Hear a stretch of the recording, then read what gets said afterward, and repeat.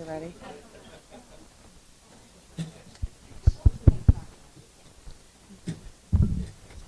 Good evening. We are now at 6:30. I'm going to call the meeting to order, and we will start with the Pledge of Allegiance.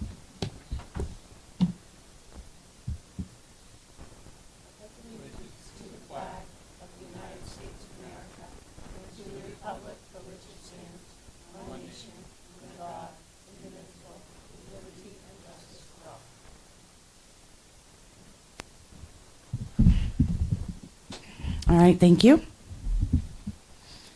Next up is agenda adjustment. Do we have any for this evening? I don't believe Katie or I do. No, and I know, I sent out to the board and I had updated what was online about those two, that I had left Shelley off by accident for director's report, and the BBAB was supposed to be a Was second second reading, reading. so I made revisions. Okay, so we do have a revised agenda here. Yep, okay. Next is consideration of the minutes to approve the minutes of the October 9th, 2024 Board of Directors meeting. So moved. Second. All right, any discussion? No? All right, all those in favor? Unanimous. Now to approve the minutes of the October 23rd, 2024 public budget meeting. So moved. Second. Any discussion? Is this something new, Katie? This was brought to our attention a few meetings ago. I think after the second public budget meeting that we were supposed to be including them Okay. for approval. The last time they were done, I think it was 2018.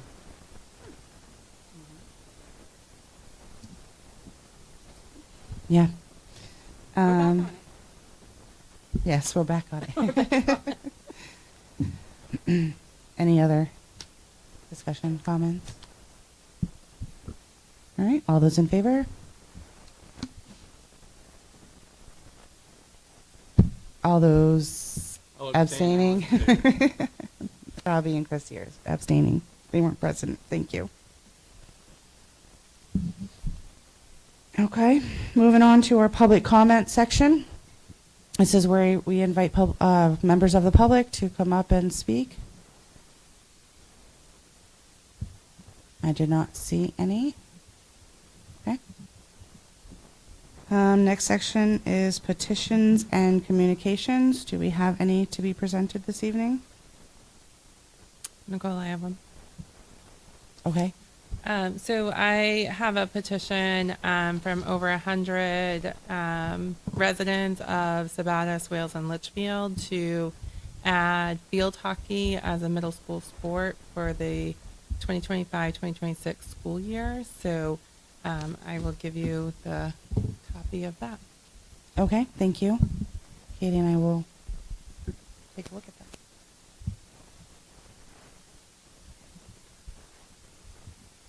Anything else?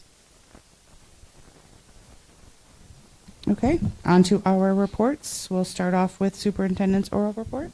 All right, so a couple of things I'm just going to highlight. One is the budget workshop model dates for budget starting. So first, thank you everyone for coming out and voting last night for the fourth round. Very excited that it was passed, but really appreciate everybody coming out and voting. And it was a late night, so if some of us are a little punchy, you know why. I'm sure all of you, waiting to see if our budget passed. So it was a very big relief, and then the fun begins again. So as the Finance Committee talked in September about a couple of models around how to run this budget season, and so we heard their feedback, and then Nicole and I really talked hard about how are we going to juggle a lot of demands, right? So there's the obviously budget process, there's the consolidation discussion, which we're going to talk about, and then there's the superintendent search. So there's a lot of things that are going to be going on. So how do we look at doing things differently, but also be respectful of people's time as well? So I'm giving this out to you so you can mark your calendars. But obviously, as we go through, it's adjust and check and adjust. But really, what it is opposite meetings will be workshop meetings.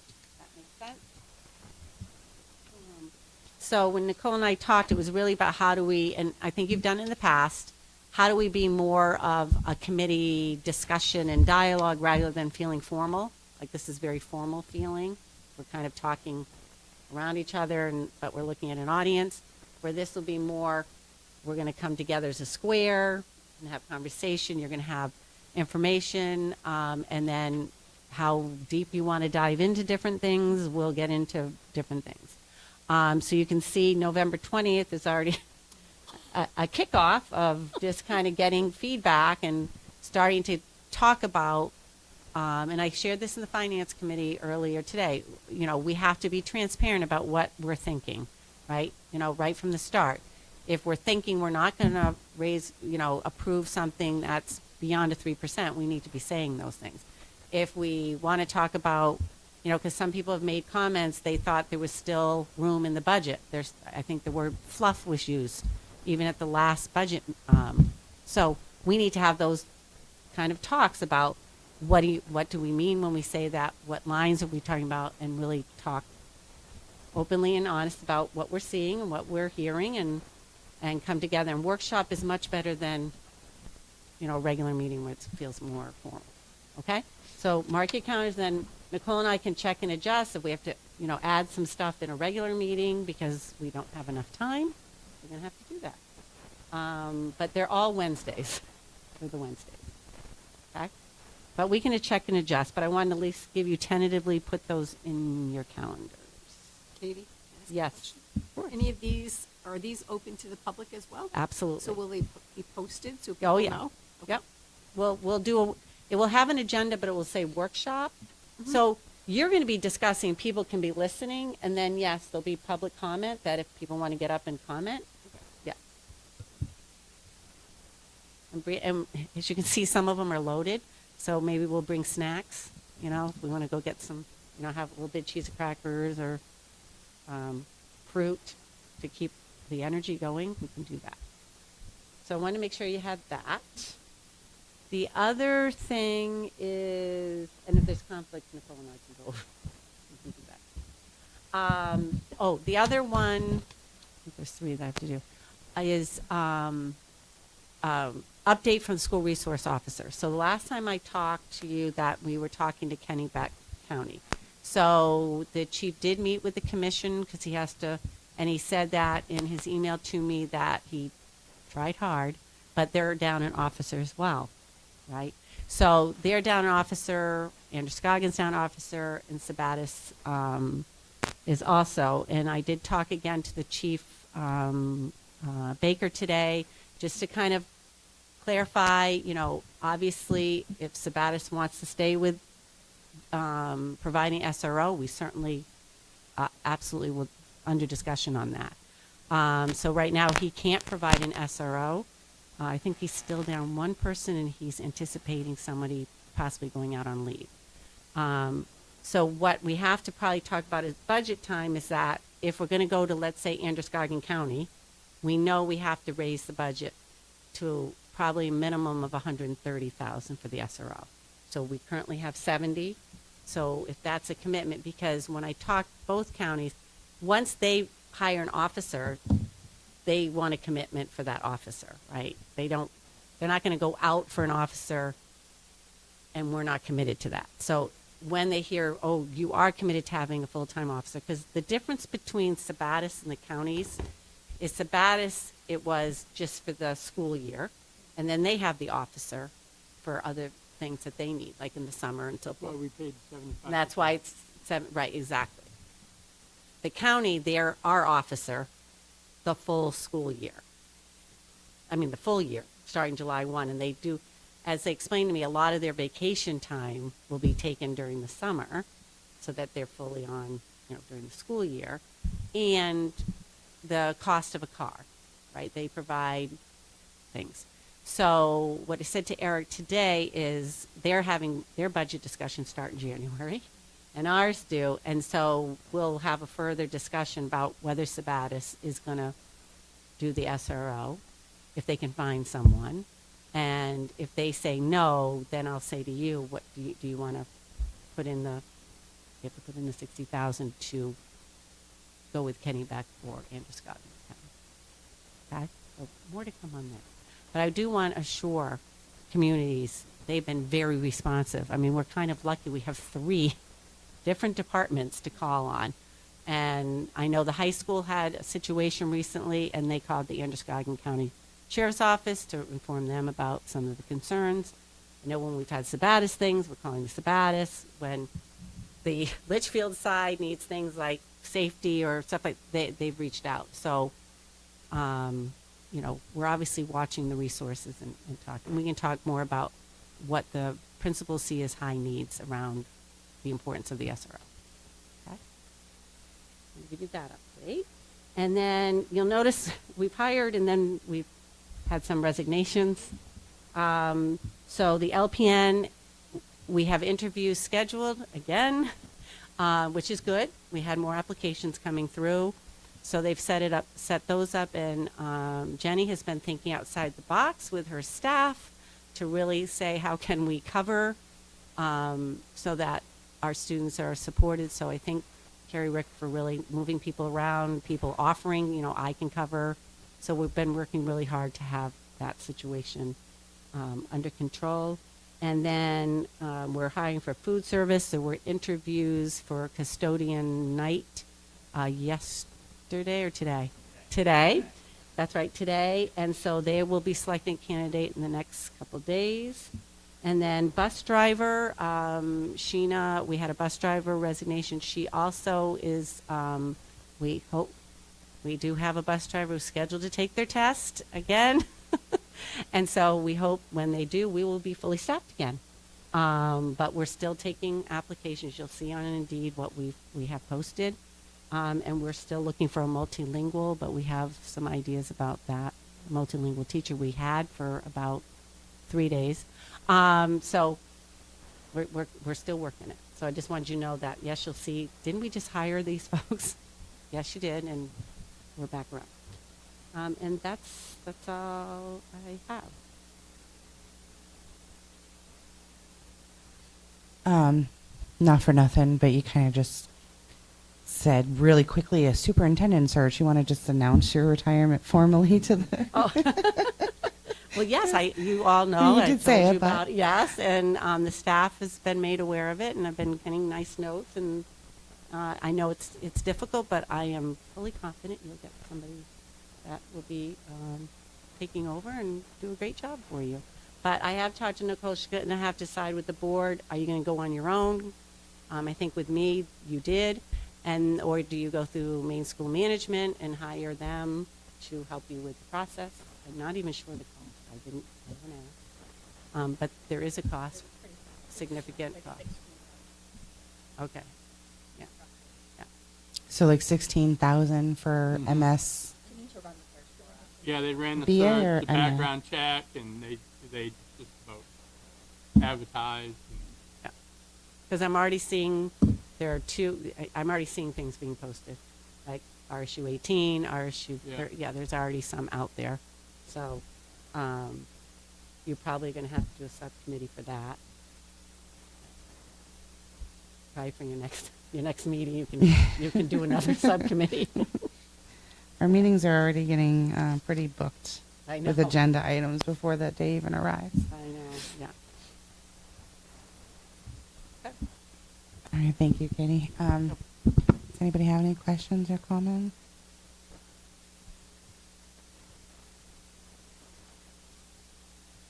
Okay. Seeing none. We'll move on to the director's reports.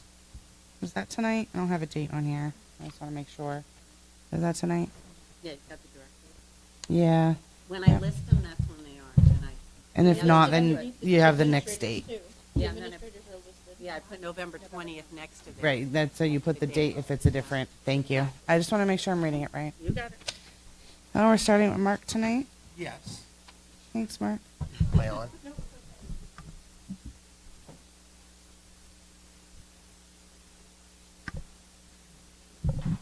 Well, good evening, everybody. Nice to see everybody. I've had such an eventful couple months here, starting out this journey. It has been a process, but a fun process, I'll tell you that. There's never a lack of anything. And, some of my slides tonight hopefully show some of the projects and difficulties sometimes you go through, right? Like I said, it's been an adventure here. A lot of times for me getting my feet wet, I call it, with the director of nutrition and, operations is a good mix. Can you speak a little bit closer? Sorry. So Thank you. one thing I've been finding is the two director jobs is difficult, but it's also very rewarding. So I just wanted to share that with you as well. I've been learning a lot about food nutrition, and it's definitely my area where I've really enjoyed being part of it, being with the children, and that's the one time a day you could absolutely see a great smile. Our lunch ladies and our staff do a crazy job. I just wanted to share that. It's been, I go home at night very, very feeling fulfilled and seeing some amazing stuff going on, just to let everybody know. So, let's see. So facilities, that is definitely me. I wanted to share this with you guys. So, of course, about 6 weeks ago there, we started having trouble with our flag.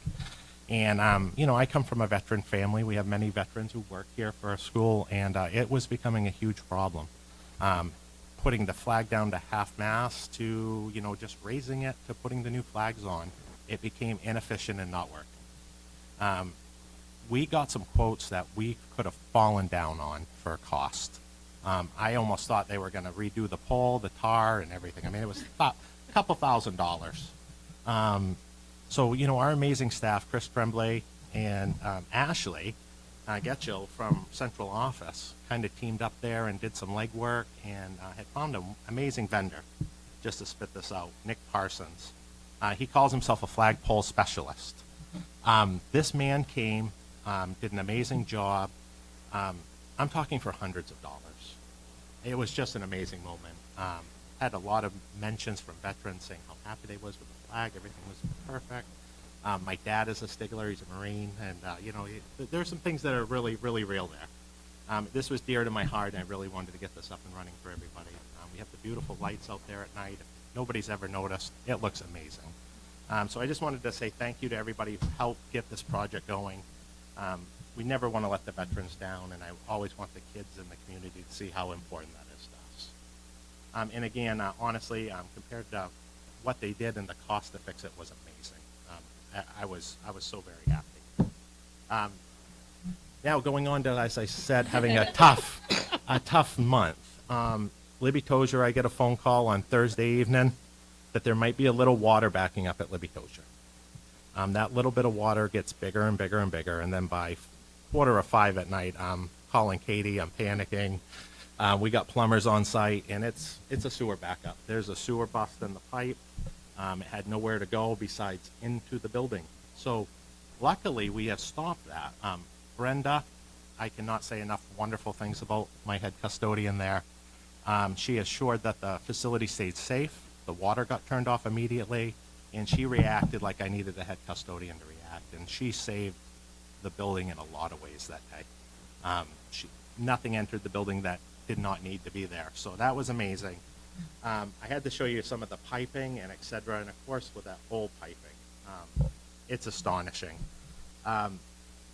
So my concern was that Friday, of course, we've got to cancel school, and my first time having to do so, so that's a panic moment for me. That would be the last thing I'd want to happen.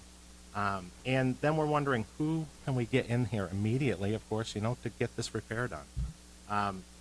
Say no more. Ramsey Excavation, Sewer and Drain teamed up with Mark Tuttle, and they made a huge team effort here to work through the weekend and to ensure the kids and the staff had a building to go to Monday. That was a huge victory for us. It was a big cost that we didn't expect, but they really came through for us, and that's why I wanted this to get a shout out. Ramsey Excavation and Sewer and Drain, when you hear somebody say, I have a whole weekend plan, but I'm going to drop everything to make sure the kids have school, that's a win-win for us. I was really happy because this was a huge project. We're talking cutting pavement to running new piping this was big. And they not only left the facilities in amazing shape. When I pulled in there Monday morning to just lay eyes on the finished product, because that evening it was dark and we couldn't really see that well. I pulled in, saw a clean work area. It was probably cleaner than when they had left, first got there and when they left. So it was a win-win for us. And I do thank the amazing people that Patience. That's these old buildings. We're at a point with some of these buildings where we're having trouble, and of course I'm seeing it firsthand now.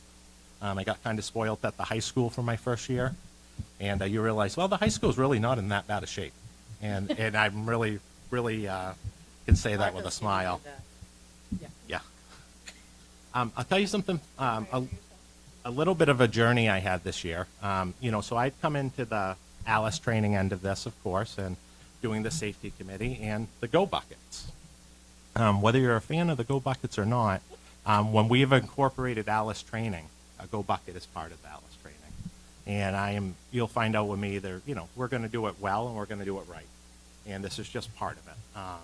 But as you can see with Marco, he is my poster child for this. And I had sent out an email asking for this picture, and boy, did I get it quickly, and I was blown away. But again, just to let you know, if we ever need to, that bucket's handy in every classroom. Principal would have one, a guidance counselor, every area where there's going to be a child. That has a couple little supplies in it to hopefully make that moment a little better, okay? I mean, that's just the bottom line. There's a flashlight, toilet paper, a vest, a trash bag, a first aid kit. And I'm sure I've heard bits and pieces of, we're going to put in some snacks, we're going to have some waters, whatever it may be, but hopefully that bucket can just give a little bit of, assurance to the situation. And it is something I had laughed about when I did see it was the bright orange bucket was not my idea. Once they had all come in, honestly, I said, I don't know if that was the best thing. So I was talking with teachers, and I thought it'd be a fun little project for the different classrooms to paint them up and make them a little special for each individual. Marco, I appreciate you being a good team player. All right, and of course I wanted to talk a little bit about food service, and just ongoing stuff. This is the beautiful dishwasher we just installed there. You haven't lived till you've seen these kitchen ladies working, trying to, you take the dishwasher out, that means we're serving paper. There's a lot of paper involved, and that cost adds up very, very quickly. To see that work, the first day with actually see dishes go through there was a pretty great sight. There was cheering. This has been a little bit of a problem, so we have some happy staff members there. We've involved a little bit of the kids. Kids wanted to look, wanted to see. It was a fun day. People were excited. So keep our kitchen ladies happy, and I'll tell you what, you really have a happy lunchroom, as we all know. All right, that's it for me. Any questions? Thank you, Mark. Did you do that presentation yourself? Well, I had done it all myself, but then I've had help. Whoever helped you, good job. Like the little spider jumping. You like that? That was cute. We little might have one of the best chef tiger? ladies involved in this. Yeah, Vicky. The chef tiger, how perfect for Libby Tozer. I did have one quick question. I think Matt had asked about it previously. Have we figured out the signs? So, yes, I've been doing a lot of investigation work. So, where we're at, I had to reach out to John, DOT, et cetera. So, this is part... It was Diane. I apologize. Okay. Part of the grant. So, I replied to you, didn't I? I'm sorry. I did actually write an Nobody email in knows. regards We to did. this. So, I was having trouble figuring out what signs we're talking about, et cetera. So, I had to get John involved. So it was a little grant process through the DOT. But on our end, what it is the town of Sabattis would have to do the installation of the signs. At the time, I got told by John Varney that they did not want to put those signs in because of the cost. So I'm digging into that part of it. That's, we'll figure that part out. But I'm going to re-forward the email to you, Diane. I'm very sorry. I wrote it to Laura, and I don't know why. and Katie had cleared, we had talked about this. I was wondering, I was like, do I do something with this? I can help with that if you need. Well, and at least you can vouch for me that I'm trying to Yeah. investigate and figure this out. I'm definitely going to dig right into this more. I'm going to meet with Sabatis and figure out, is this a cost that we have to share? Is this just a Sabatis cost from what I'm aware of? But, this is going to be dug into further, and if we can get those signs up and make that safer, that'd be a top priority for me. So like in all seriousness, can I help with any of that? Because they have select board meetings on Tuesdays. Absolutely. I think any help with this would be Okay. amazing. Okay. And again, the grant money was there. It just, the stop of it was Sabatis installing the signs. Yeah, so, yeah, we talked about, because it's a town road, they're really in charge of safety and stuff at the town road. So Mark needs to connect with them to make sure they approve and, want to install them. And did that happen? Was there ones at Carrie Ricker? Isn't there flashing lights at Carrie Ricker on that? No, but I thought Jonathan said that this would be for all buildings. Yeah. Oh, okay. he So there's did. not any there yet. Yeah. Huh. I don't. It's So- they're supposed to be for cross, like the student pushes it, it flashes because they're crossing. And they're all solar. Right. They're Yeah, solar as he did well. say they were So solar. they Yeah. have to put in like the cross, You're going to need a painted crosswalk, a crosswalk area. There is and- already a painted crosswalk. 'Cause Yeah. I have gone to many, many, many select board meetings regarding that. Yeah. They finally put one, but it's the Right. crosswalk to nowhere because there's no sidewalk. Exactly, that's Yeah. what's challenging. I did share with them, in Auburn, we really had to work hard with the police department and the town, the city to get the blinking on the street. And in a previous world, of course, Richmond, where from RSU too, we worked really hard as well to get the signs there in front of Family Dollar to the high school. It was a process, but at the time, the town of Richmond did pay for the installation. But like I said, any help would be welcome, and I'm going to keep digging, and I'll definitely get all the answers we need.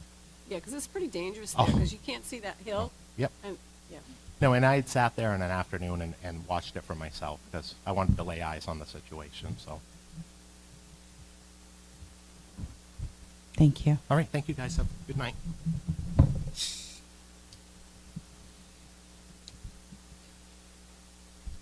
Our Director of Transportation, Sheena Jordan's next. No pressure if you don't have any little, dancing buses or something. All right. I searched for motion clip art, and then I was like, I just need to finish this up and stop thinking about it. So what we did in the transportation department this month, we had bus evacuations at Carrie Rickert, Libby Tozier, and the middle school this month. We did them all during instructional time, so that was able to include students that don't just take the bus morning and afternoon, but also the students that may ride the bus occasionally or take it for field trips.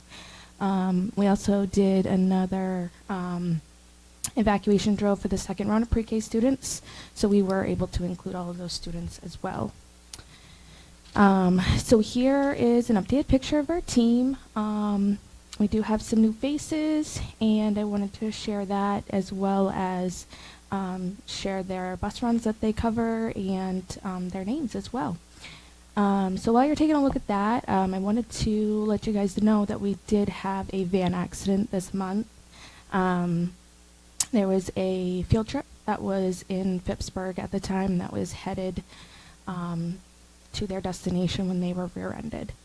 There were students on board, and the staff member was driving. Thankfully, there was no serious injuries, but just wanted to let you guys know about that.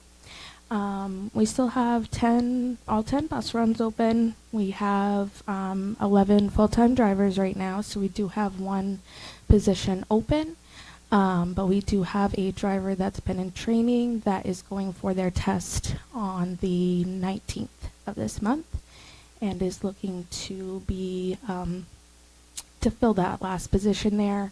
But we're still taking applications, of course. So yeah, that's kind of my little update for the month. Does anybody have any questions?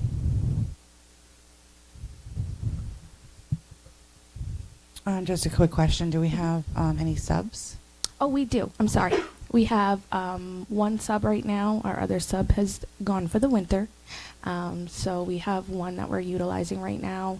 And we do have another one. They're more interested in sports trips, but if I call him, he'll and he's around, he'll help us out. So He's the one who did the girls. He did Yeah. the girls' soccer trip, and Yep. they loved him. yeah, yep. He enjoys the kids. He really has good things to say about everybody and really enjoys it. So Thank you. thank you. Next is Jim Palmer, our athletic director and adult ed director. Good evening. Had our fall athletics participation, so we had really good numbers in the fall. We offered 7 activities, 148 total athletes. I think that's about 8 up from last year. Big increase in girls soccer from last year, which is good to see.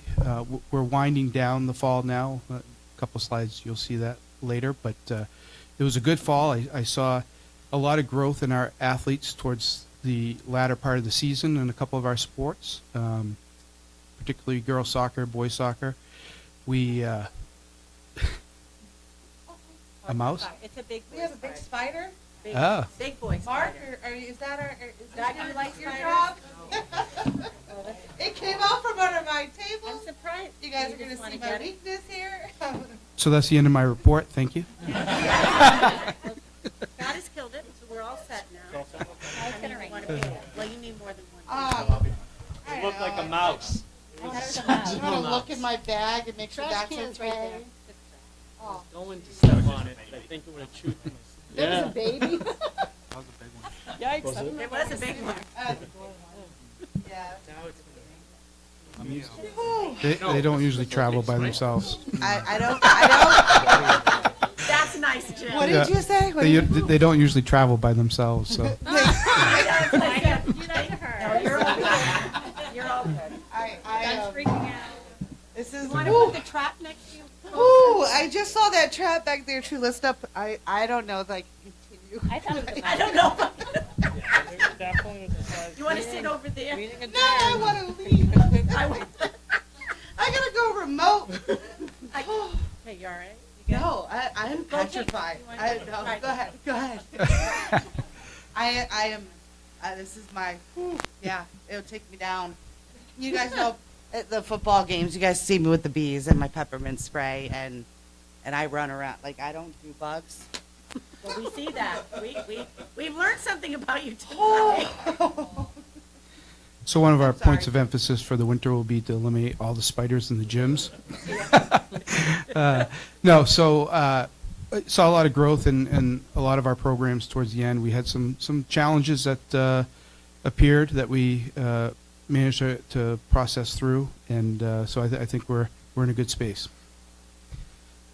Playoffs. So we had on the left there, Abby Gervais participated in the state cross country meet. She finished 29th out of 94. So as a sophomore. So I think there's some good things to come for her in the future. It was a great day to run last Saturday. So football, we have a playoff game. We're in the semifinals this Friday night, 6:30 at Wells. It's a big task, but we played fairly well with them the first half last in the regular season. So, you know, that's why they play the game. We'll see what happens on Friday night. But a lot of excitement around that game, and what an unbelievable game last Friday night at Freeport, where we won by 1 point. We've lost a couple games by 1 point this year, and we were able to win by 1 point by going for 2 instead of kicking the extra point. So the sportsmanship on the bottom, I can talk a little bit about that, but it's a surprise. I just want to say that we did have one team that was recognized by the Maine Principals Association for their sportsmanship for their sport, and we'll do that at their sports awards next week, and then I'll announce who it is. We're surprising the team that they did that. All the schools in our conference vote, and it was nice to get that award. Big shout out to the maintenance department, and I want to add transportation to that, but during the middle of the fall, we really had that dry spell where we weren't getting any rain, and people were coming to our fields and saying, how are you keeping your grass green? And the maintenance department did a good job of keeping our fields watered and lined and ready for play. So big shout out to them. We've had a really good communication system between myself and Chris Tremblay at the high school and Mark. It's been very efficient to be able to get stuff done up there. And then I would add transportation's the same. We had, some days where we didn't have buses, but coaches were willing to drive. We had a minimal amount of days that we had to have parents drive, which is, in my mind, that's a good thing. I would rather have somebody driving our athletes. So shout out to transportation and maintenance. We're talking playoffs in the fall, but winter sports are 2 weeks away. This is what we're offering for the winter: boys and girls basketball, ice hockey for boys and girls. We're co-oping with Lewiston again for ice hockey. Wrestling, we're going to co-op with Lisbon, competitive cheering, and then unified basketball. The one we're not really sure about right now, we don't have anybody signed up for, is indoor track. So I'm going to have that announced one more time. But we will start tryouts on the 18th. And then adult education, what we offered in the fall, what we already had offered was CPR, first aid, and AED. We had a pretty good turnout for that, 8 participants. Substitute training, we're still doing those. We had one yesterday, we have one tomorrow. So we're still getting people in that want to substitute. And the high set has had a strong uptick the last couple of days. We've had 2 or 3 new students come in for that.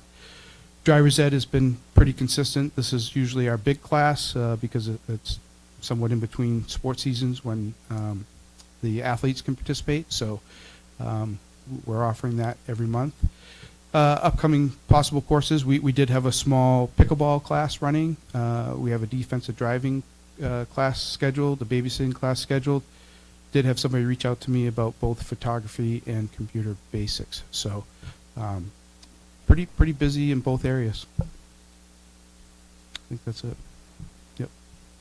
I do technology, but I don't know anything about technology. Yeah, that would. Thank you, Jim. All right, Norma Jean, our Director of Technology.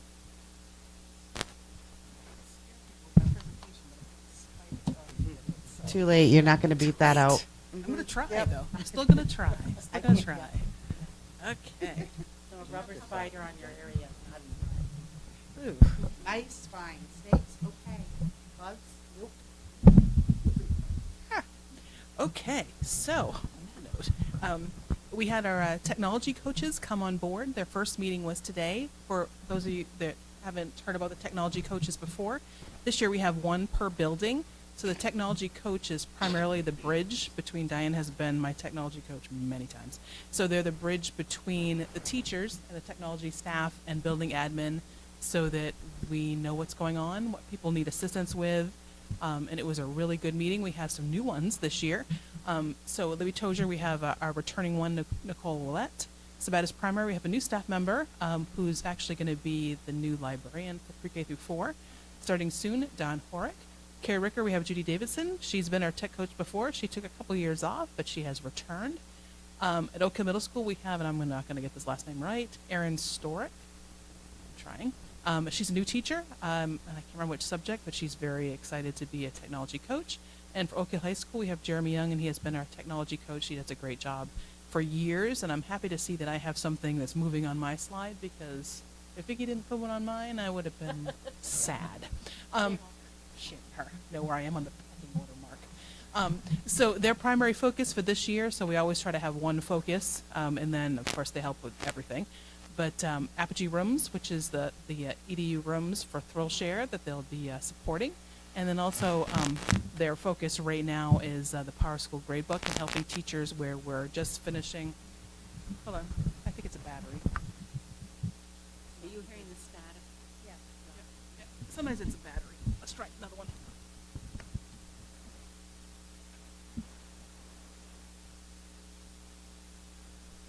All right. Is that better? Okay. Sometimes when the battery's getting low, the static, we've decided.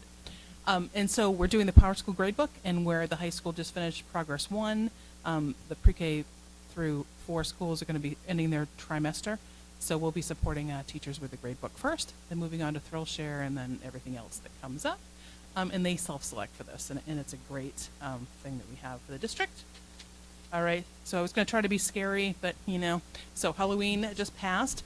I attended a cybersecurity response planning meeting on Halloween. So of course the theme was, ghouls and goblins. But I think I was telling Katie that I was scared to death after attending this, because the presenter used ChatGPT and one other free tool, and in a matter of 10 minutes did a whole phishing campaign, searched the web for what they needed, put the email together to, send out, and it's amazing how quick that someone could do that, and and it's all the numbers. They're just waiting for someone to click.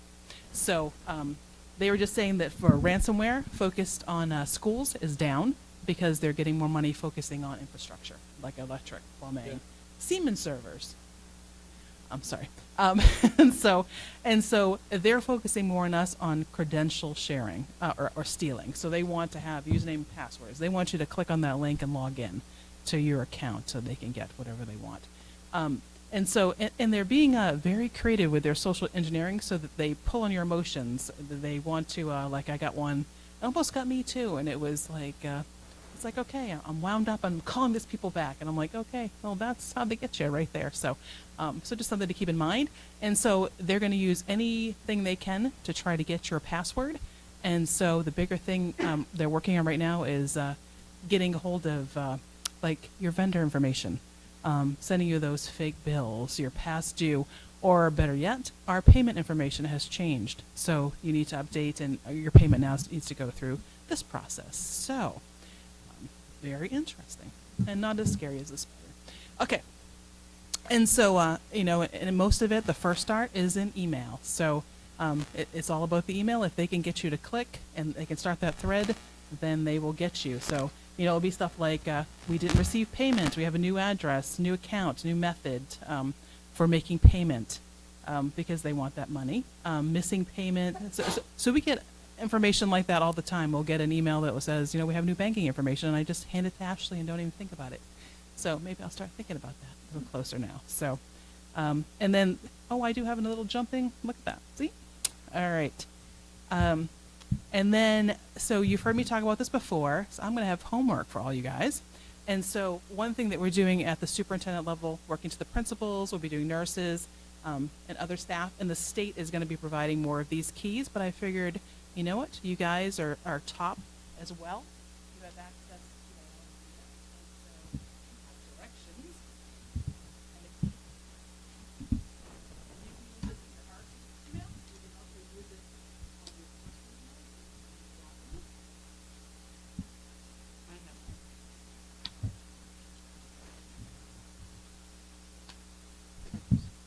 And so if you want to get together, then I will help you do this, the directions step by step, with pictures. And you can go for it. For a board meeting, or we can meet one-on-one anywhere to get you set up with that, because I think it's important that everybody's secure. And so the thing with the key is it's something you know and something you have. So you know your password, but you have the key. If someone gets your password, it's something they know, but they don't have your key. So just something for you guys to keep yourself more secure, and the district as well. Any questions for me?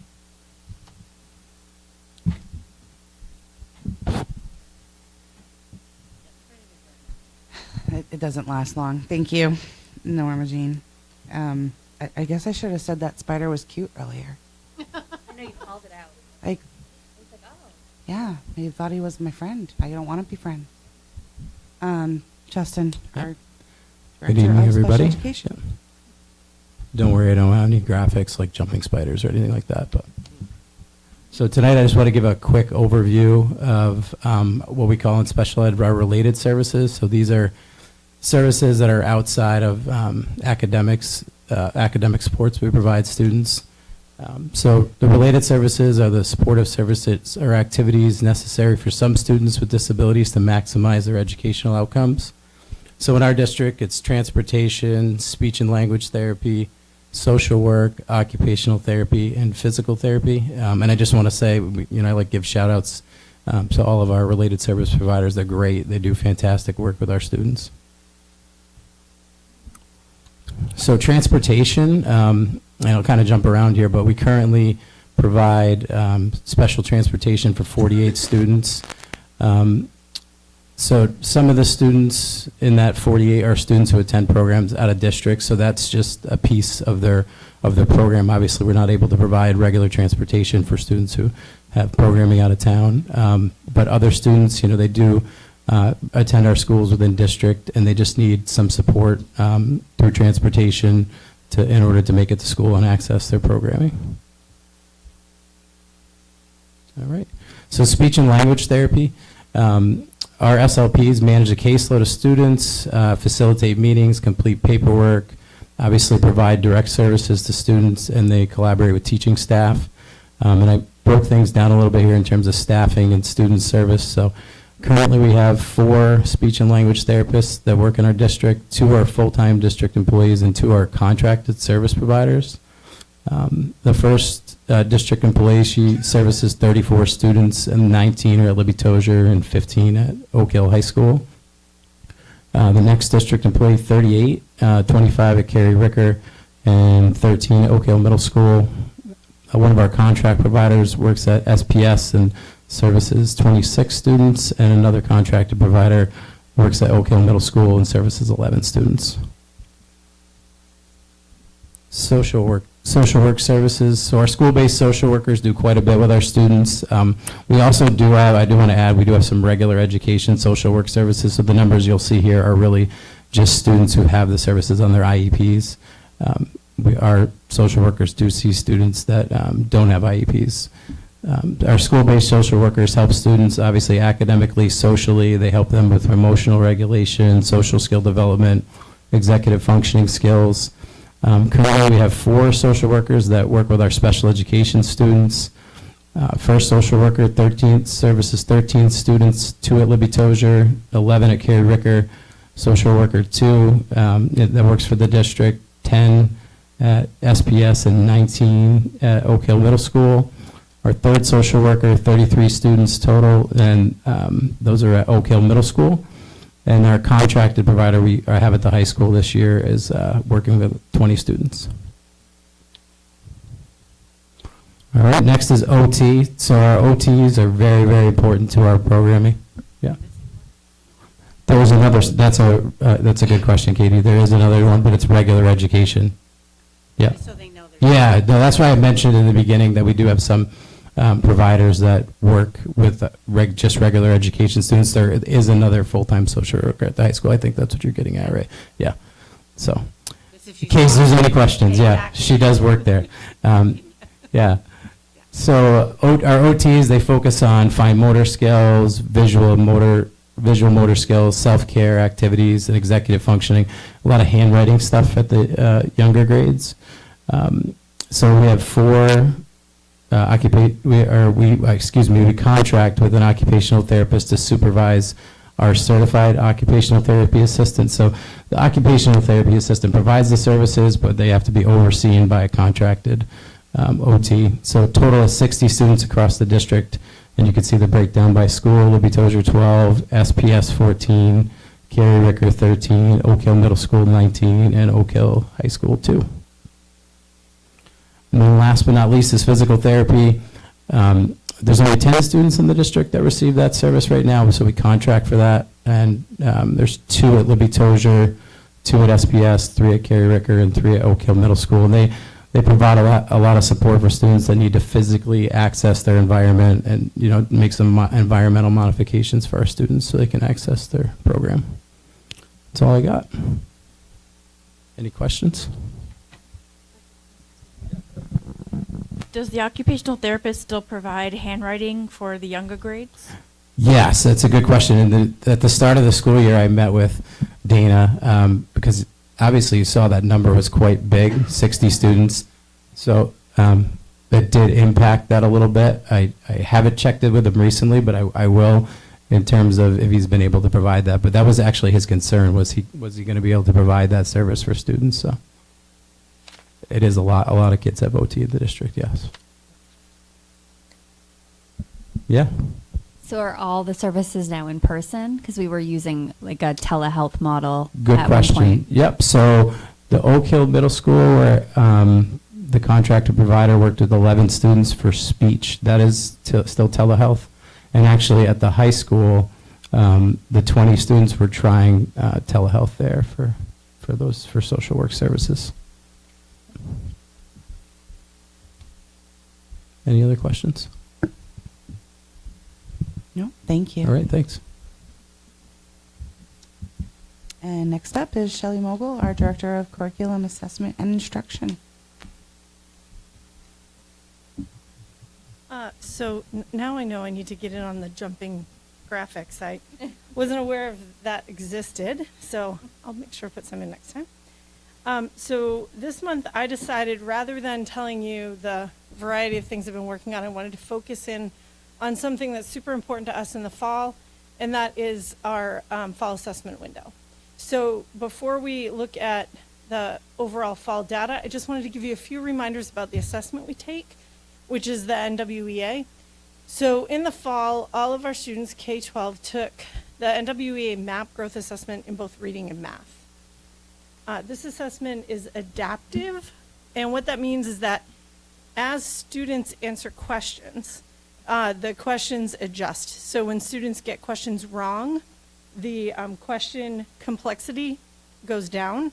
As they get things right, it goes up. So over a series of questions, it allows the assessment to kind of gauge where students are in their learning progression. It produces what we call a RIT score, and that 3-digit score gives information to teachers and students about what those students have learned and what they're ready to learn next. So that's a valuable piece of information from the assessment. It also provides a percentile, and that number indicates how the student's RIT score compares to the RIT score of other students who've taken that same assessment. So the bar that you see at the bottom of this slide shows the different bands of performance. This is based on percentile. So NWEA marks any student who's in the 41st to 60th percentile, meaning that their score is better than 41 to 60% of the other students who took the test. They consider that to be average performance. And then you can see the other bands as they exist there. So when we get our data from NWEA, it comes to us and in this form. We get a RIT score and we get a percentile. So, oh gosh, this is small, but I did capture the numbers for you over on the right. So this is a screenshot of our fall math data, grades K through 12. And so you can see that the colors that you saw in the last graphic, these carry forward into the visual representation we get in the platform. So you can kind of look across the grades at a glance, and you can find places where the size of the red bar, which is your lowest performing students, is significantly larger in some grades than others, right? So if you look at kindergarten, the size of the red bar is about half the size of the red bar for first grade. And that would tell you that there's fewer students in kindergarten that are in that lowest performing category. And then what I did is I gave you in the table on the right, that's the percentage of students in each grade that scored in the top 3 bands, the yellow, the green, the blue added together. So you can see, I better look here, not up there. You can see that those percentages in the fall this year range from 38% as a low to 68% as a high.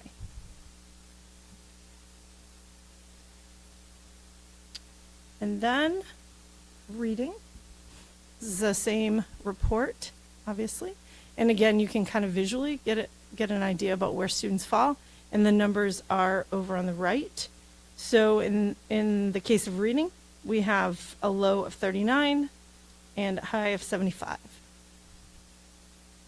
with lots of things in between.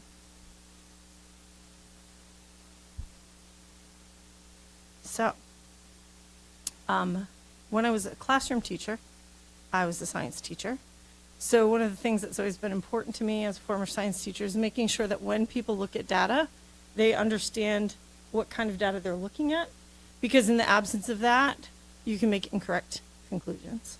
So I wanted to just give you a little bit of information about our assessment data. So I told you that when students take this assessment in the fall, they get a RIT score and a percentile score. The percentile tells you how they did in comparison to other students. So this kind of assessment is referred to as a norm referenced assessment. So a norm referenced assessment is one that compares how a student does to the performance of all the other students that are taking the test. And when I say norm reference, this is not a comparison to other students in RSU4.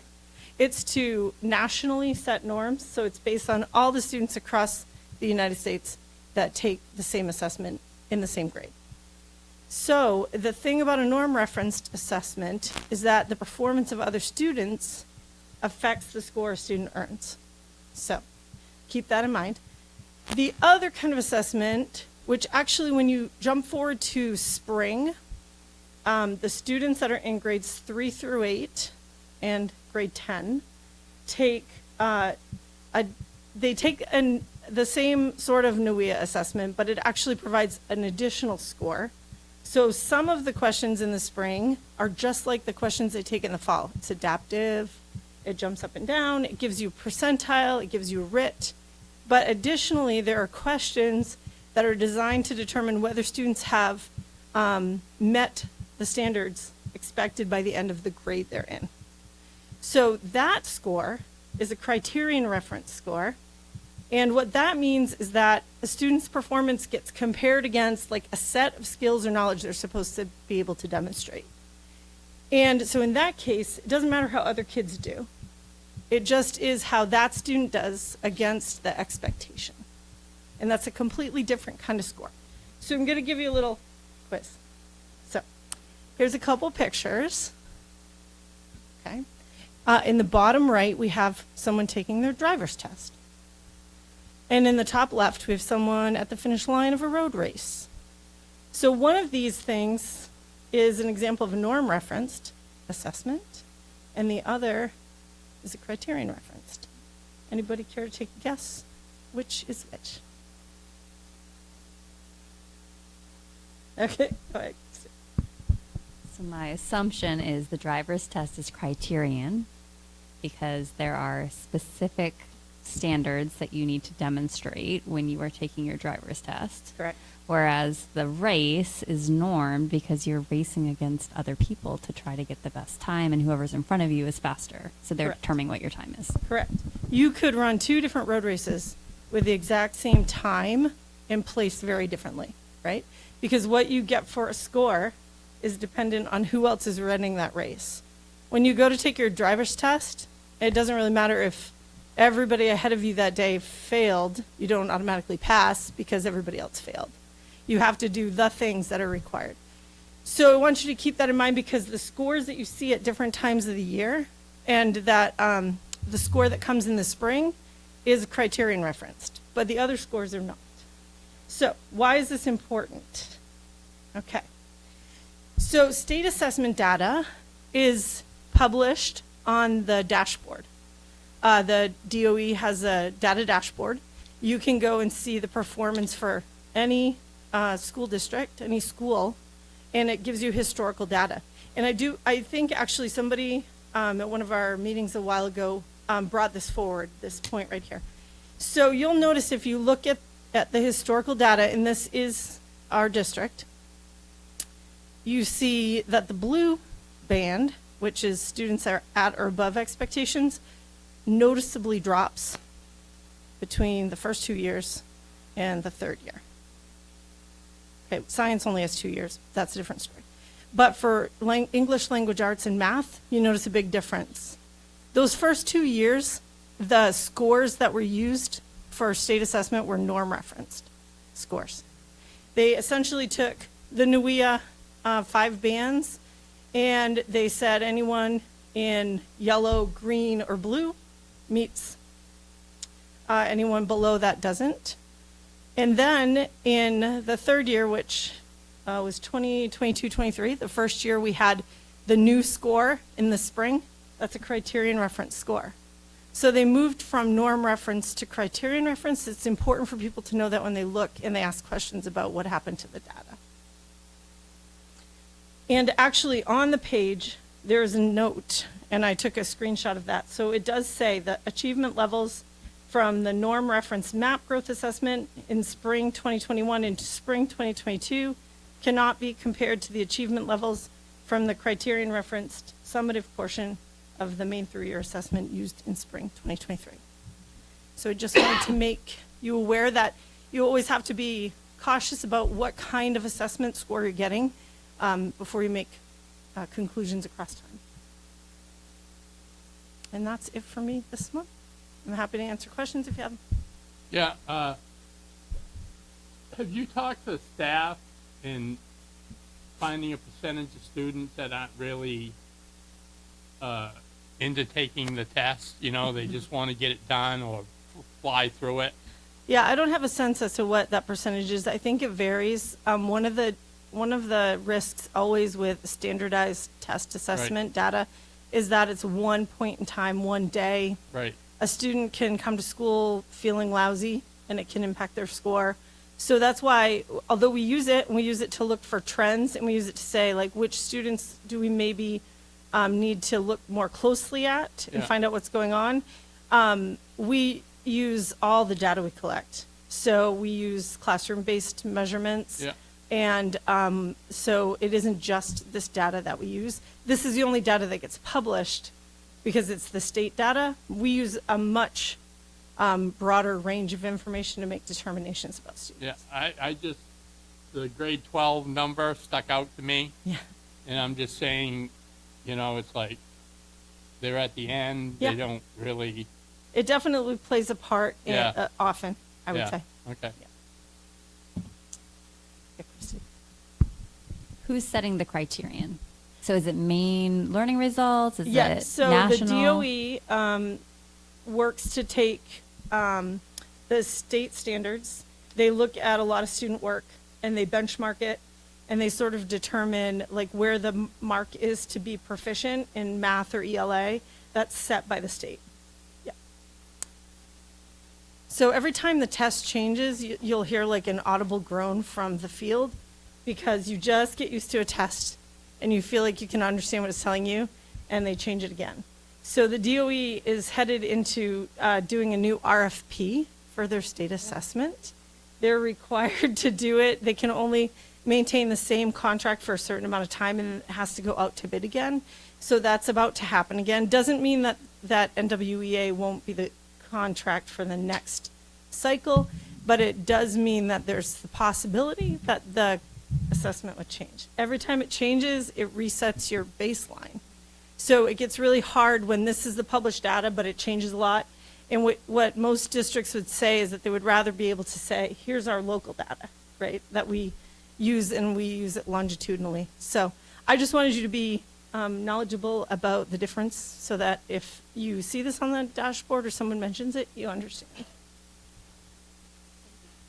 You're welcome. Any other questions? Okay, thank you. Thank you.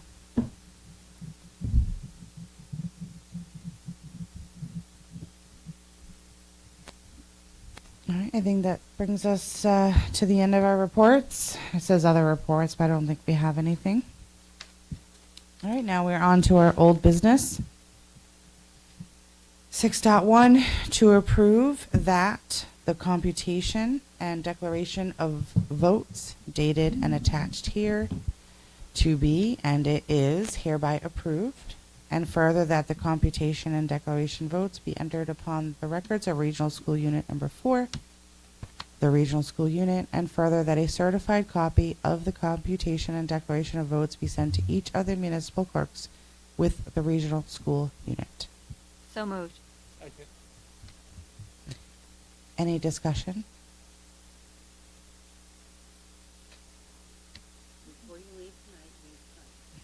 All right, all those approved, in favor? Approved. All those opposed? Abstaining? Thank you.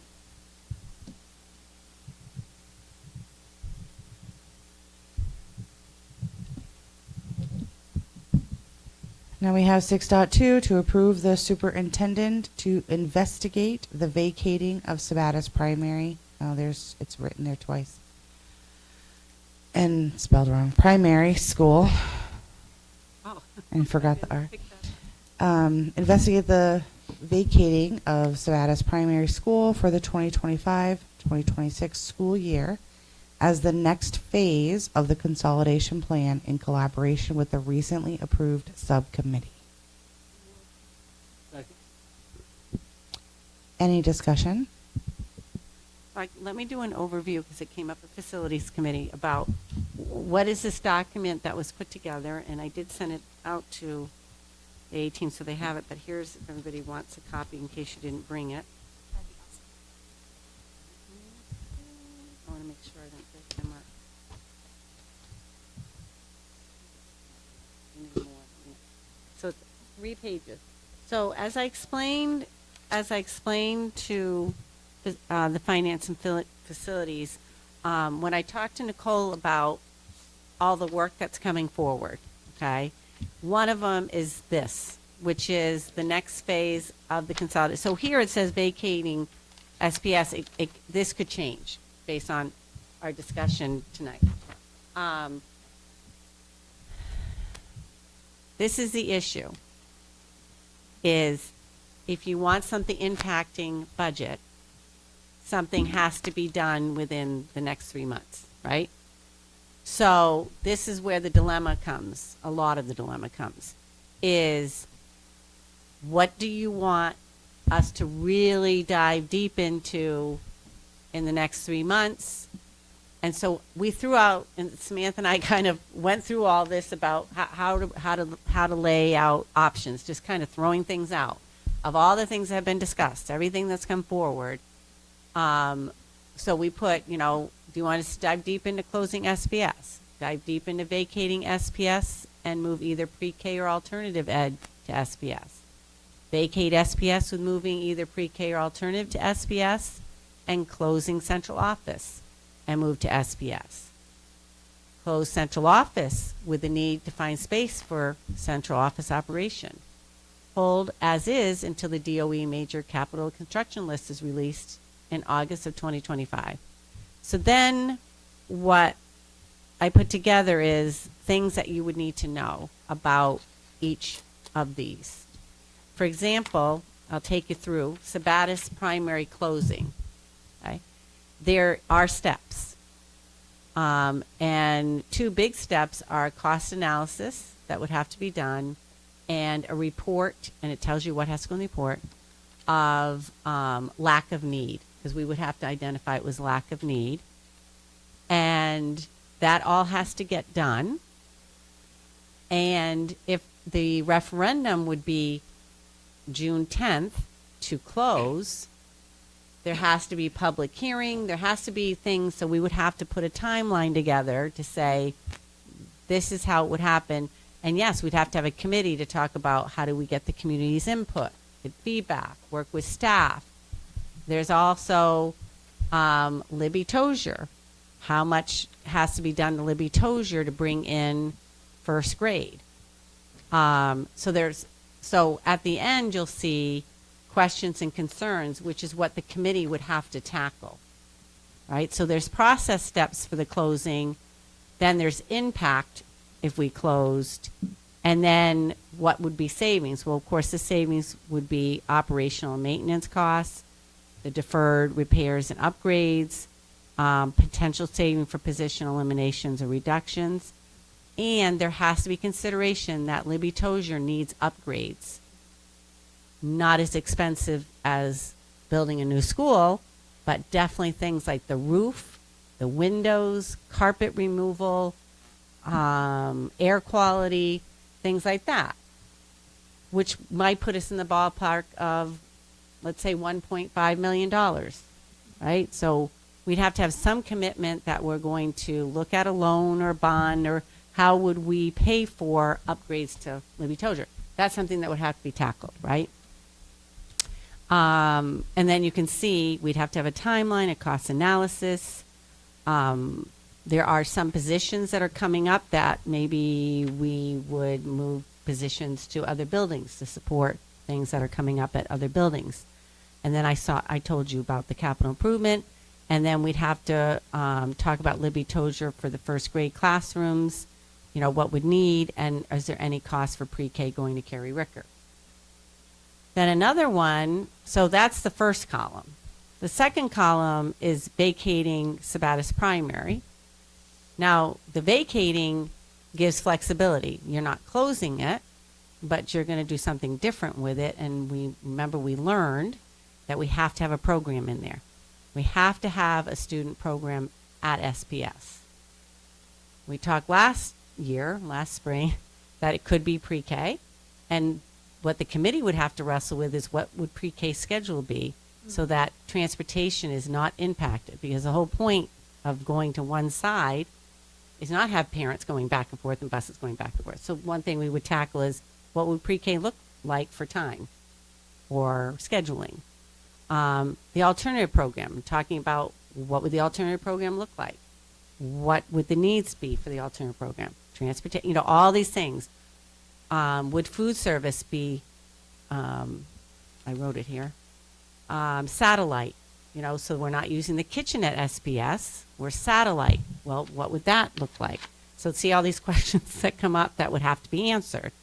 And then we have to talk about, still talking about Libby Tozier and the capital improvement needs it has. But it allows flexibility. It also, if the decision is you want to sell central office, the vacating SPS allows a location for central office. So there's things to be considered on that. Central office has come up a couple times about leaving this property. So there would have to be obviously discussions on where would central office locate. Well, you really can't sell it if you're not going to do something with SPS, because it'd be hard to move somewhere else. But we could have a discussion on where would it be? Where would they go? And it would probably be temporary, because if you're going to do anything when you close the schools, you're going to have to move people around, right? There's not enough space to have central office go somewhere and still have space if you're going to consolidate. So there's a lot to talk about with central office. If you sold the property here, you have a certain amount of money, and then you have to decide what are you going to do with that money. Are you going to invest it in capital improvements for example, Libby Tozier? Are you going to use it to offset taxes? Are you going to use it for, so there's things have to be discussed around, if we sell this, what do we do with those funds? Let me think what else. I was asked about leasing. So we did talk to Greg Ime, who's at Drummond Woodsum, our finance lawyer that talks to us about anything with finance. So we discussed these options as well to get so that we had our information correct. For leasing, you can, let's say we're going to close Sabattis Primary. The town of Sabattis has first refusal. They don't buy it, we would transfer that property to them, and they decide what they're going to do with it. So one thing has to be, is Sabattis even interested in that property, right? Second thing, the second one, which I didn't know, I learned, is your charter schools have second. So if we have students that attend a charter school, we would reach out to those charter schools and say, we have this building. Would you like to purchase the building? Here's how much, blah, blah, blah. If they refuse, so you have to have the town refuse, charter schools refuse, then you can go on open market to sell the building. And so you could sell SPS. You could also lease it, and you can do a 4-year lease term is the longest you can do for a lease term. And then you would renew it, but you can't give like a 20-year term. But you would do a lease term, and of course you would hope that the lease would pay for the operational, right, of the building. So you could decide, well, we're not going to sell it. We want to try to lease it. Or you might get somebody who's interested in leasing it, but you would still have to talk about first refusal for the other two. So see, there's a lot of discussion. And so a committee could work on this, and you could say, we're not going to impact this year's budget. FY26 budget. We want to have a committee that has a robust discussion about all this to impact FY27's budget, which you could do. Because if you're going to do any of these, we have to get on it. And it's going to take getting people together, set meetings, and really tackle this if you want to. If there's one in particular, or maybe the group says, this is really the one we want you to investigate. Now, we put vacating here. That doesn't mean it can't be modified. So it's more, what are people thinking?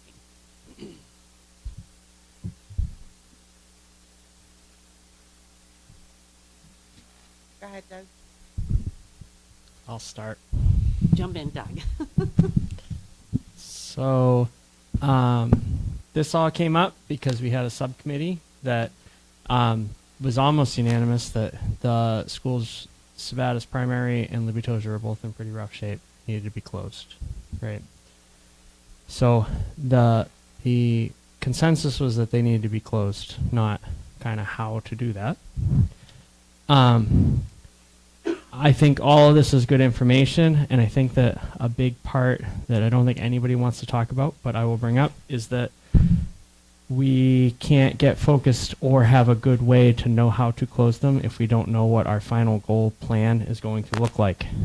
I think that we need to do the hardest part, which is what is the final goal in the next probably 3 to 5 years, and where is everybody going to fit?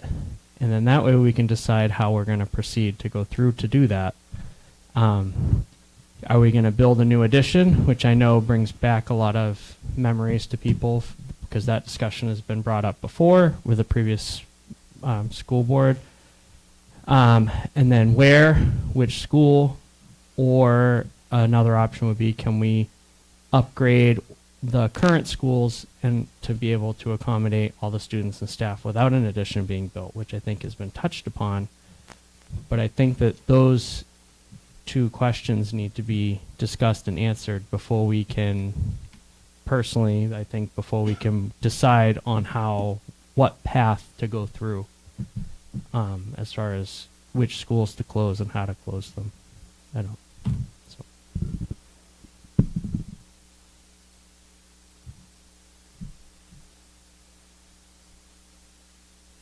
Anybody else? Christy? I have lots of thoughts.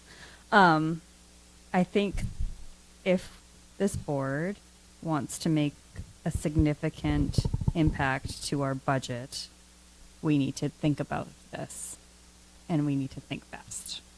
To Doug's point, I think we've done a little bit of the legwork in having community members, select board members, representatives from all of our communities, and they gave us this charge that both schools need to be closed. We don't have the capacity to close both schools at this point in time.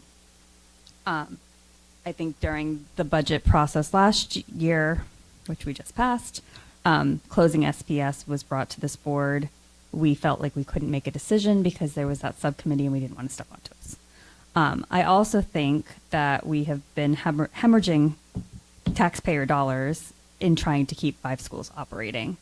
And we do not have the financial ability to continue to do that.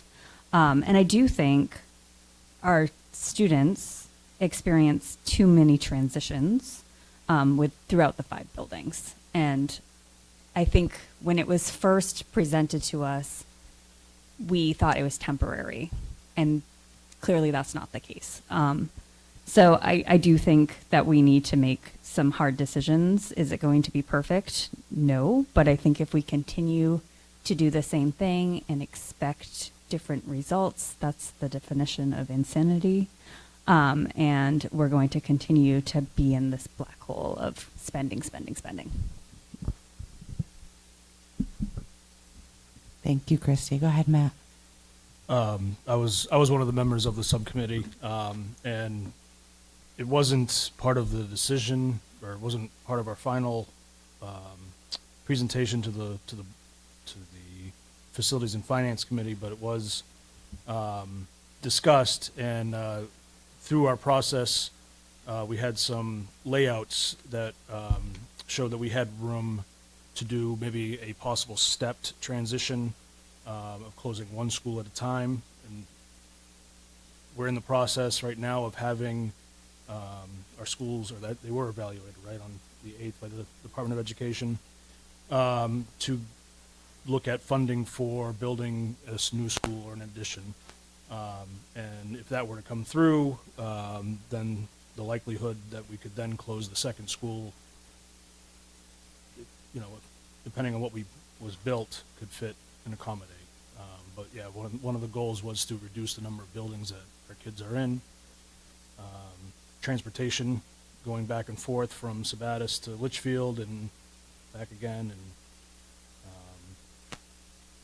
the cost that these two buildings need in repairs to keep them running down the road was astronomical. So, go ahead,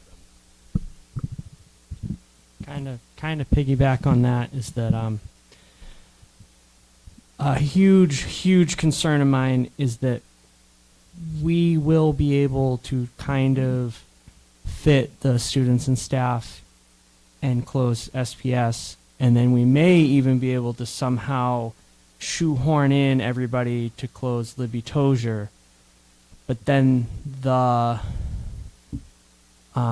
population, the voting population, will maybe be, there could be a contentment that, see, we can do it, we could fit. But if we don't have a plan, that may just be where we end. And I don't think that that's fair to the students and staff and the education of everybody. So I really think that we need to have some sort of plan, and as far as an addition or a final landing place, because we can do these steps. It's not, the steps aren't the hard part. It's where's the final landing place. And I know that the taxpayers want opening up the idea, especially, there's never a good time to open up the idea, but we're going to have to open up the idea of probably taking out a loan to build a final landing place. But in the long run, it will actually be cheaper than trying to keep pumping money into these two aging buildings. So I really think that we should be talking about the final goal, and we'll find that the process to get there will kind of work itself out, as opposed to trying to figure out how we're going to close these without knowing where we're going to end up, or what happens when we close them.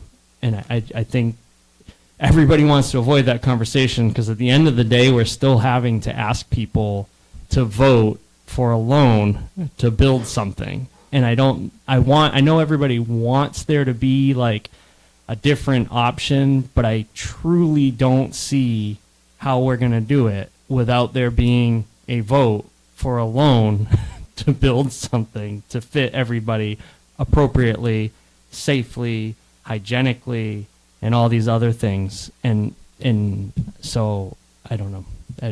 I feel like that's an important part of this discussion. Quick question. Has Litchfield decided to not go through what they were planning on doing? I can kind of answer. Tom Wood kind of mentioned it, and I can't remember now. I think it was at the subcommittee meeting. That's probably why. That they did a vote in Litchfield about the withdrawal, and not enough people voted yes to move forward with that. So that committee for the withdrawal committee in Litchfield actually just dissolved, and the information is still on the books if another group feels enough for momentum. But as far as that goes, that has just dissolved, and it's become, it's nothing. I guess. One of the things we figured out in that process, though, because Litchfield was a concern at the time, was that the number of students that Litchfield would be leaving the RSU, Sabattis and Wales would fit in the middle school and high school. Right. And in terms of a 5-year, 10-year plan, we can, I have no experience in this, but to me, it seems like a more campus feel and fewer buildings. Having, I know the middle school and high school are separate, but having similar grade levels nearer to each other, and especially where we have our elementary school spread out across 3 different buildings in 2 towns, it doesn't really work out well for everybody. So that would be my sense going forward for a plan, is bringing more of a campus feel to more than one building.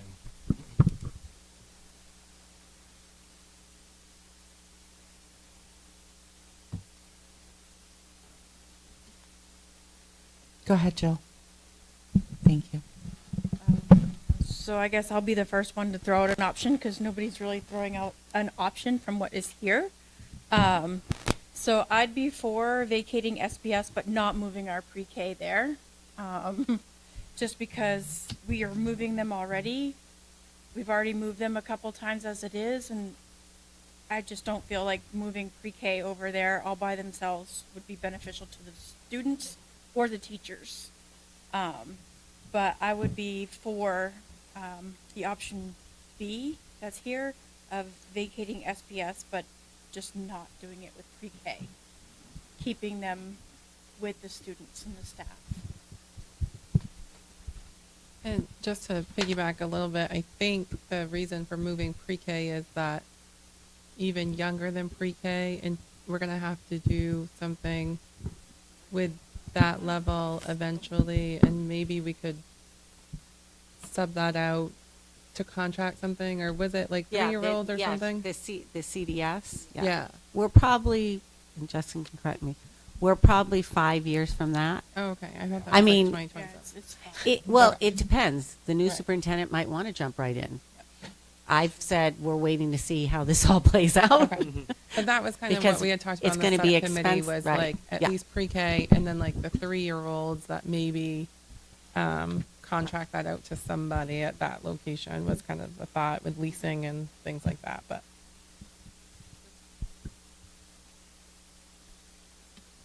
Go ahead, Scott. So for those of you that were on the consolidation committee between the 2 schools, there wasn't one that was leaned on more than another to close. It was kind of this close both, but there wasn't one that we could just focus on one for now. And Well, yeah, so in the discussion, Sabattis primary was the recommended or first, yeah.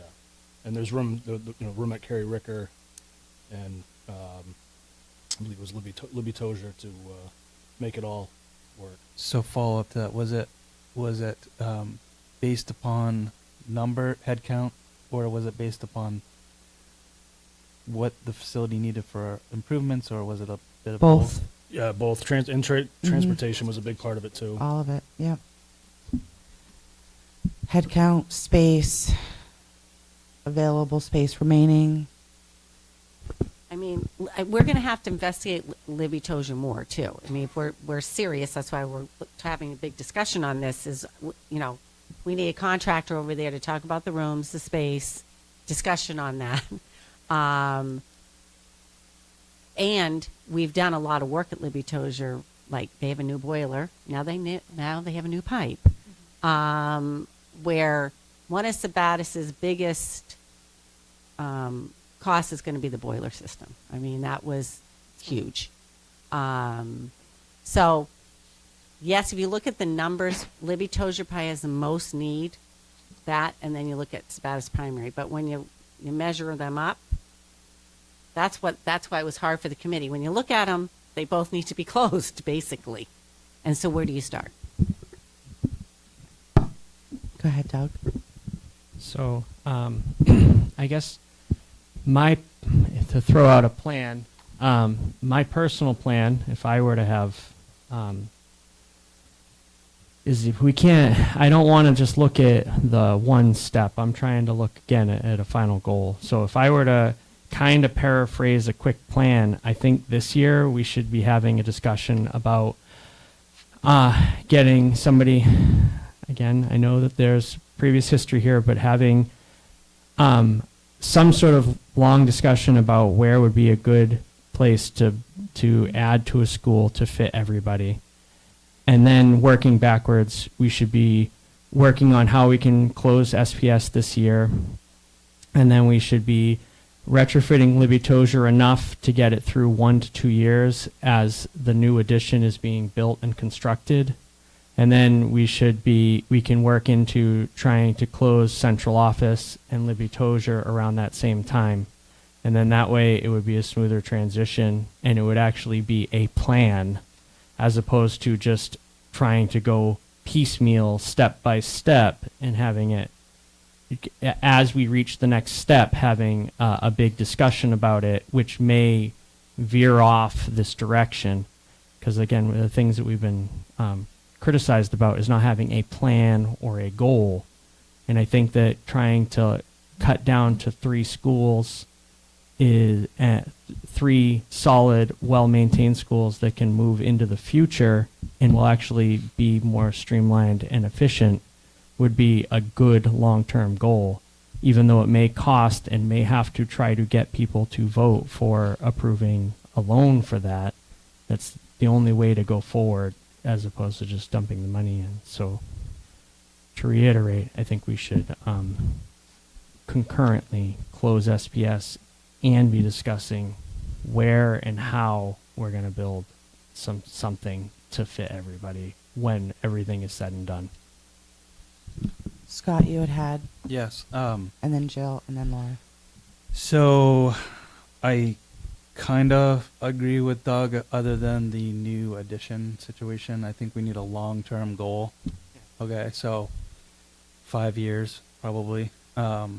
But I think we do need to start with closing the SPS and look at that. But with cost of living, salary increases year over year, we just took a $700,000 hit to the fund balance. We definitely need to do something ASAP. Otherwise, we're looking at a massive increase to FY26 budget. But continuing to have cost of living increases and inflation increases, this is going to be a snowball effect unless we continue to just consolidate over time to compensate for the increase in the budget.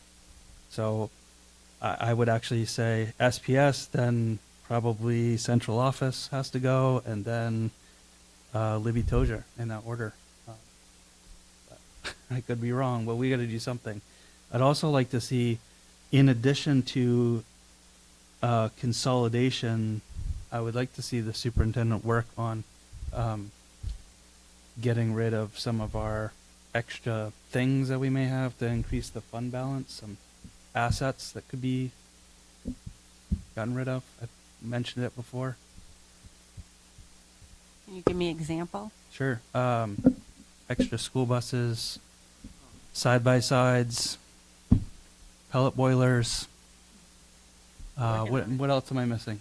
New pickup trucks.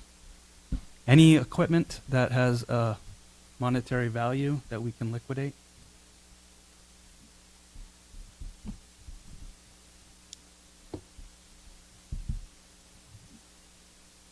Jill, you were next. Are you done? Sorry, Doug. Jill and Laura are next. Were you done, Scott? Yeah, I'm done. Thank you. I'm going to move my floor to Laura because I've already had one opportunity to speak. She hasn't spoken yet. Thanks, Jill. Thanks, Jill. So I was a proponent of kind of closing both schools as part of the committee, as well as central office. I think that there's a lot of opportunity there. I also was looking at like maybe what opportunities we have in current buildings to even modify some classroom or space or things too. But I just wanted to kind of give this group some numbers from the August 2022 $32 million addition. There was 2,209 voters that voted no on it and 219 that voted yes. So it was a 91% rate of not supporting that addition. With the recent budget and having 4,696 voters turn out yesterday, we only passed by 204 votes. So, like, I agree that we really need to be overly aggressive with this next budget, and any place that we have opportunity to reduce the amount that reduce the increases of taxes. I think that we really need to look at that opportunity, and still trying to maintain education for our kids as well. But I think it's pretty serious that it needs to be looked at, and I think it's definitely an option to close a school, but I don't even think that will be enough this year. Go ahead, Jill. No, I yielded the floor. Okay, so you don't want to. Well, Doug's already also had two speaking moments, so I do just want to also. I'd give you one more minute, but then I think I need to catch where we stand as this discussion has been going on. I know we still have a jam-packed agenda for this evening, so go ahead, Doug. What would you like to say for your final words? I guess again, I not trying to push getting an addition. I guess it's just being kind of a realist. I don't think that these two aging buildings are going to be able to handle much more, and I'm very concerned that we're going to be caught in a situation where the buildings finally just give it up, and then we're going to be scrambling, and scrambling usually costs more money. That being said, I understand that there wasn't much support for the loan for the addition, but just because there's no support, I don't know from being on the facilities committee and stuff, if we don't do something to provide for the students, where they're either staying in a very old, aging building, or we won't have room for them. I know people don't want to spend money, but sometimes there's not much for options for that. And I'm not a proponent. I'm not trying to sell the addition. I don't see a way to fit everybody in these buildings properly without doing something. I mean, it could be a smaller addition or something to just barely fit them. I'm just trying to be realistic. I mean, I don't want to spend money any more than anybody else, believe me. Perhaps I would change, Doug, if we did get approved for a capital construction. And headcount's continuing to go down, and if taxes keep going up, headcount's going to go down more. So maybe that'd be an opportunity 5 years from now, 8 years from now. To fit everybody in one place. Yeah. And the other consideration is the savings. So we close a school, there's nothing to be said in terms of flat funding. So if we're able to flat fund our budget lines and we're not spending them because we only have 5 buildings, we could take those savings and invest them in the capital. So then we're not asking the taxpayer. Then we're showing due diligence and we're showing an effort of, like, we're not asking you as taxpayers.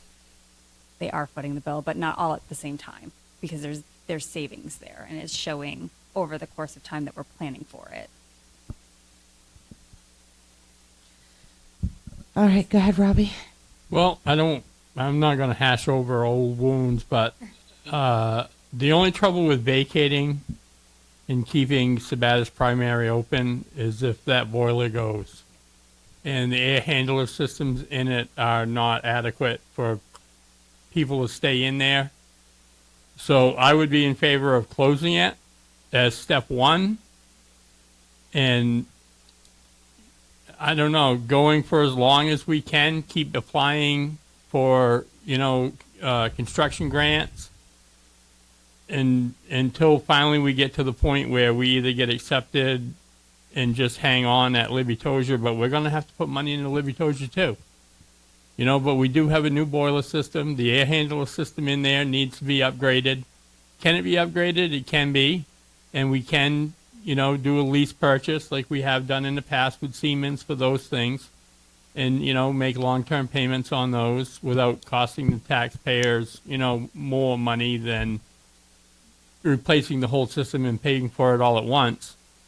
So my input would be to close Sabatis Primary and move into Libby Tozier and adjust there down to 2 as step 1. All right, thank you. All right, let's go ahead and see where we think we might be. Just thumbs up, thumbs down. You want to say something else, Joe? Well, so the motion is just to allow the superintendent to investigate Mhm. for doing that. So what would we be doing with a thumbs up, thumbs down? Well, it is to investigate the vacating of. Do you want to split the? Do you want If you to? vote to, if you give the thumbs up, that you want it to change to closing SPS, and somebody needs to modify the motion. So are we just doing like a straw? Yeah. Okay. Yeah. I Just. just wanted to make sure that we We were threw all on the something out there same. for discussion, and it can be modified. Just making sure we were all on the same page. Yeah. So thumbs up is vacate, thumbs down is close? Sure. I think that's Okay. that All works, there right? you go. So let's see where we're at with vacate versus close. We got thumbs up is vacate, thumbs down is close. Okay, vacate is up. Well, Close is to down. investigate, right? We're Or investigating. Yeah. This is just to investigate, not to actually say, okay, the board has decided No, to 'cause close. We got a lot of work ahead. Lot of We got work. a lot of work ahead to get to that. Is it, Katie, is this, I mean, this seems like a pretty hefty task. Is this something that you can handle, all this, in addition to your regular, I mean, would it be better to assign some of this to the facilities committee? It's, This is the going to the subcommittee. We would create a subcommittee, but there is stuff that Samantha has to do with cost analysis, so we got to work on that. She's already been investigating that. There's a report that has to be done about lack of need. Their questions have to be answered. I didn't see them as being that hefty. They weren't huge. I think we can manage it. Okay. And then the DOE wants to see everything ahead, because once it gets submitted to the commissioner has to approve this. Remember, there's steps in this. Sabatis voter, people have to vote to close it. But and this happened, In Wales. well, they have to agree, if they don't close it, they agree to the Okay. cost to keep it open. So there is a caveat there that they will know what it means to keep that building open. And then they decide to vote on it. I think, some of it, we talked out, vacating gives flexibility, but we also recognize it wouldn't have the same savings. If we close, we think we can, the DOE said we could pull it off for June 10th, but we got work to do. But I think while we're doing stuff at central office, got to your point, we've got to have a committee running with staff and parents on how we're going to make all this work. And the facilities director has to get on, we need quotes for construction. Like I said to Samantha, I need to walk that again one more time with Mark and a construction person, like here would be the classrooms. What is the square footage? What is the thing? Looking at everything we have to look at to make sure we're doing the right thing. There's work to be done, yeah.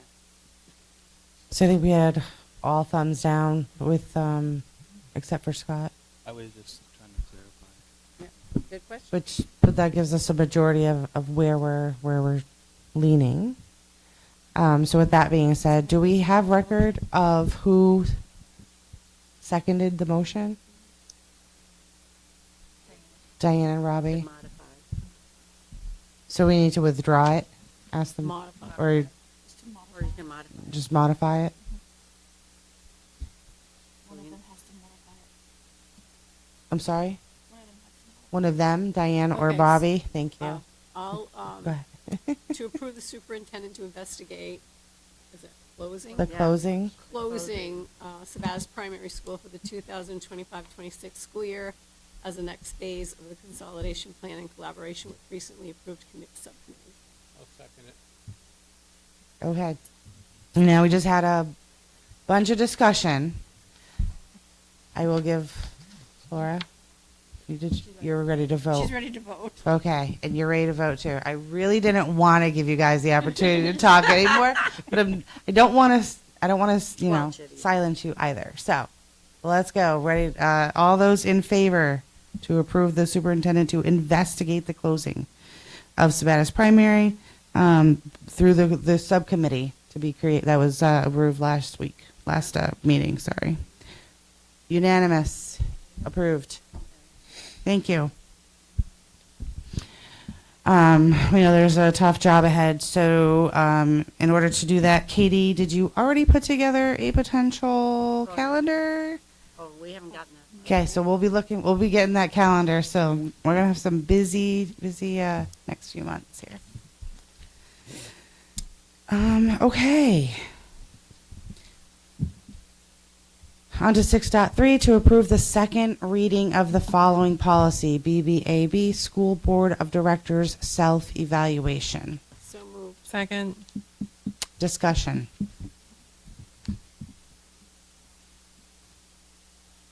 Anybody have any additional concerns with that? Are we all talked out? All talked out? We added the time. We added the timeline, yep.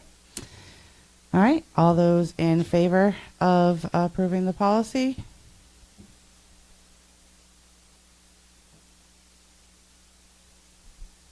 All those opposed? Abstaining? Thank you. Now on to our new business, 7. We'll make sure we have the vote. I mean, we know it passed, but Oh, sorry. Samantha's done a good job keeping track. Just so you know. Sorry, I Samantha. think people You need your want- own microphone and tell me to stop. The weight will be on the minutes. Thank you for Yeah. reminding me of that. That's okay. 7.2, to approve the first reading of the following policies. Would you like me to do them as a group? I did not think so. Just wanted to double check. So we have policy AC, non-discrimination, equal opportunity, and affirmative action. So moved.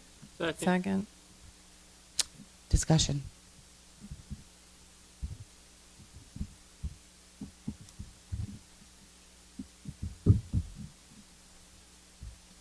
All right, no discussion. All those in favor of approving the policy?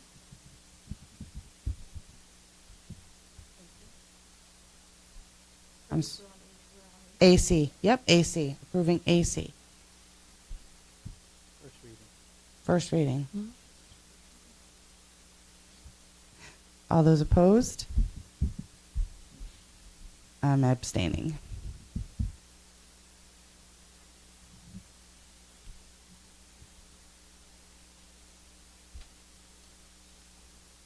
To approve the ACAA, to approve the first reading of, I already said of the following policies, so I don't want to repeat that again. So ACAA, harassment of students. So moved. Second. Any discussion?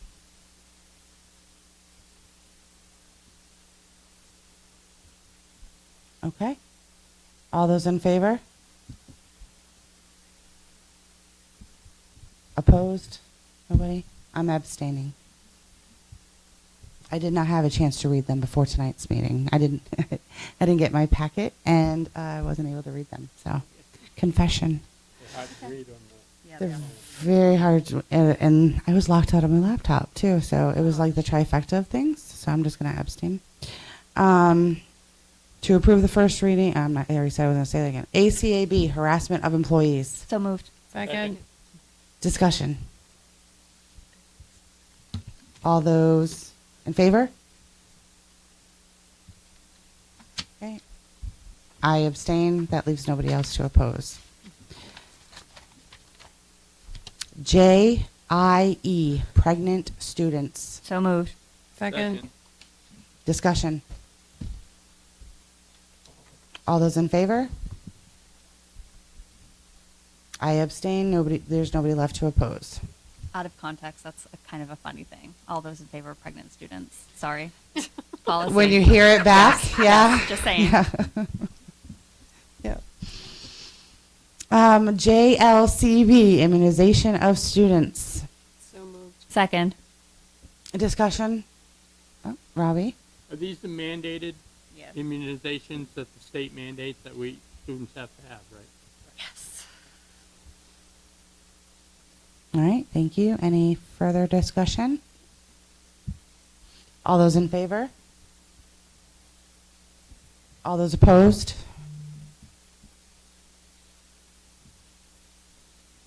I abstain.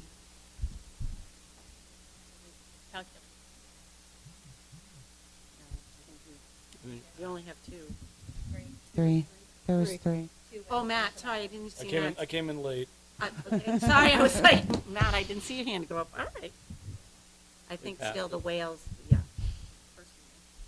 It's first reading. GBJC, retention of application materials. So moved. Second. Discussion. All those in favor? I abstain. There's nobody left to oppose.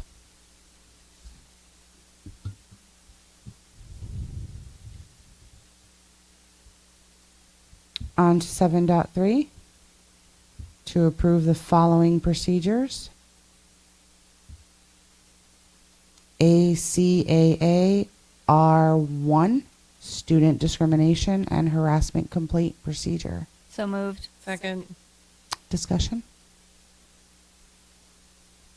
All those in favor? I abstain. Nobody left to oppose. ACAA R2, student sex discrimination and harassment complaint procedure. So moved. Second. Discussion? All those in favor? All those opposed? All, oh, you were? I'm sorry, I didn't see it. I just didn't want to assume. I abstain. ACAB R1, employee discrimination and harassment complaint procedure. So moved. Second. Discussion? All those in favor? I abstain. There's nobody left to oppose. ACAB R2, employee sex discrimination harassment complaint procedure. So moved. Second. Discussion? Sorry, Christy, you threw me I off. know, I I didn't know what was was ready to going on. vote. Ready to vote. All those in favor? I abstain. There's nobody left to oppose. On to 8, other business. Anything for this evening? I didn't think so.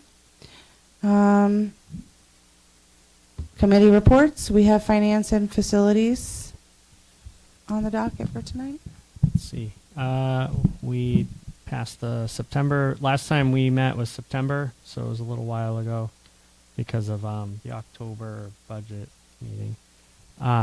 We went over some old business. We had the big discussion for tonight were the buses. As the facilities committee, it was discussed. We have 3 older buses. We're going to keep one of them because next year it'll be up for the subsidy eligible.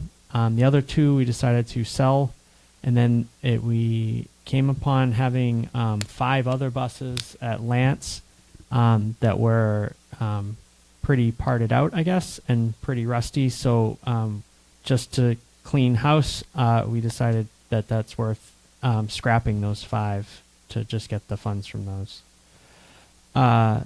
we went over the fiscal year 2024 audit. It's not quite done yet. It seems like maybe around December it should be done. There were a few little hiccups, but nothing alarming that kind of pushed it back some. Fiscal year 25 budget update that passed last night. Fiscal year 26 budget process update. We're going to be doing a workshop style, which Katie already kind of mentioned and went over that, so we kind of discussed that. We did not get the SVPP grant, which is a national grant. We were hoping to get that for the key cards. If we were to fund that ourselves, it would be estimated about $500,000 for us to do that for all the schools. So it was talk about just trying to do it again next year to try to keep doing that because it's kind of routinely every year. It was brought up about the van accident that was mentioned tonight. And then the October financial report was gone over. And for the most part, it's right on track. It's, a couple percentage off here or there, but pretty similar to last year as far as that. Everything's pretty standard. We're 4 months in through the fiscal year, and we're right about where we should be. Some points that came up during our discussions that I thought was worth noting. Mark Taylor mentioned them during his presentation. At Libby Tozier, we had to replace a dishwasher. That was about $15,000 because to replace that with parts and installation costs. Kerry Ricker had a condensing unit on a walk-in freezer go. That was $9,000, and we did lose some food, so that's not factoring in the food costs that we lost as well. And then Kerry Ricker for that sewer pipe was about $10,000 to do that too. I'm sorry, I wrote Libby. I wrote Kerry Ricker, but I meant Libby Tozier, yeah. At Libby Tozier, yeah. So just some of the costs associated with some of the aging equipment and buildings worth noting.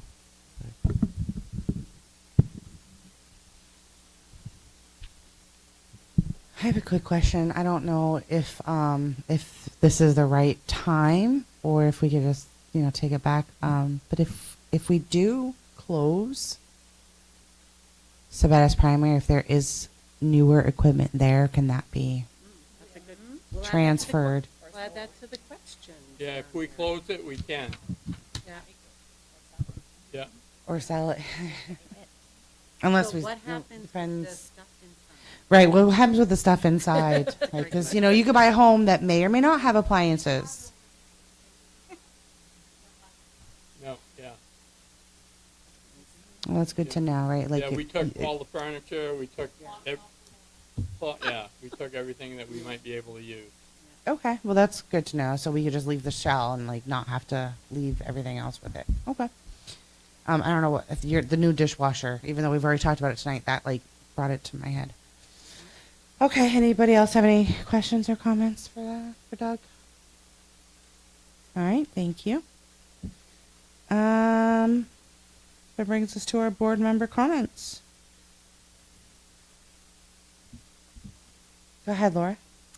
I just wanted to, with parent-teacher conferences coming up, wish everyone well on that, and hopefully you have some good turnouts over the next few weeks there. And to our sports football team this Friday, we'll be there watching that game as well. I did just want to encourage maybe more use of the school calendar on the website and app. I know some of the students in band, drama, different things like that, unless you're in the know or you have a person on the inside, you don't normally kind of hear of those till somebody posts something later on social media or something like, wish there was a better turnout or congratulations. And it's like, oh, we weren't really doing anything. I could have maybe gone and explored that. So maybe the use of that calendar a little bit more could be helpful as well. And yeah, thank you. Thank you, Laura. Go ahead, Robbie. Yeah, the bake sale that they put on, was that at the voting in Sabattis or was it in Litchfield? Marco probably knows. Yeah, I thought it was bad. I thought that was a great idea.